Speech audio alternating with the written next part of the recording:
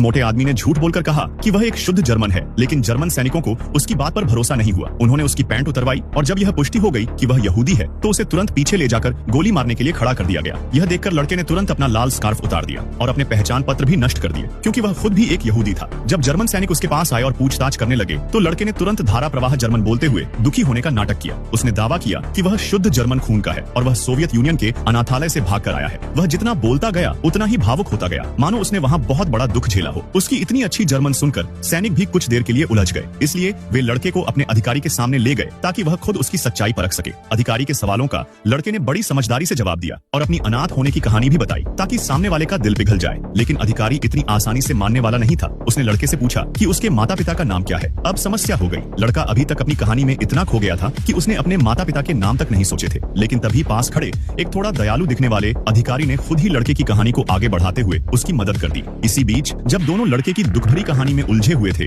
तभी पास में अचानक हंगामा मच गया। असल में जर्मन सैनिकों ने एक सोवियत अधिकारी को पकड़ लिया था। भाषा की समस्या के कारण दोनों पक्षों में बहस हो रही थी। लड़का जर्मन और रूसी दोनों भाषाएं जानता था, इसलिए उसे अनुवाद करने के लिए बुलाया गया। बातचीत का अनुवाद करने के बाद पता चला कि वह अधिकारी वास्तव में जोसेफ स्टालिन का बेटा था। यह जानकर वहाँ मौजूद सभी लोग बेहद खुश हो गए। उन्हें लगा कि यह सब लड़के की वजह से संभव हुआ है, इसीलिए उन्होंने उसे अपने साथ तस्वीरें खिंचवाने तक के लिए बुलाया। इसके बाद लड़का जर्मन सैनिकों के साथ रहने लगा और उनके पीछे पीछे अपना समय बिताने लगा। जब लड़का सैनिकों के बीच मिलने वाली सुविधाओं का आनंद ले रहा था तभी कैदियों की भीड़ में मौजूद एक व्यक्ति ने उसका नाम पुकार दिया। वह उसका पुराना दुश्मन था। उसने लड़के की तरफ इशारा करके सबको बताने की कोशिश की कि वह असल में एक यहूदी है। लेकिन अच्छी बात यह रही कि सैनिक उसकी भाषा नहीं समझ पा रहे थे, इसलिए उन्होंने लड़के को ही अनुवाद करने के लिए कहा। लड़के ने तुरंत कहा कि वह उस आदमी को नहीं जानता। इसके बाद वह उसके पास गया और जोरदार थप्पड़ मार दिया। उसका यह व्यवहार सैनिकों को बहुत पसंद आया। गुस्से में आकर वह आदमी आगे बढ़ा और लड़के पर हमला करने की कोशिश की, लेकिन सैनिक अपने ही समझे जाने वाले साथी को कैसे नुकसान होने देते। आखिरकार नतीजा यह हुआ कि उसके पुराने दुश्मन को मार दिया गया।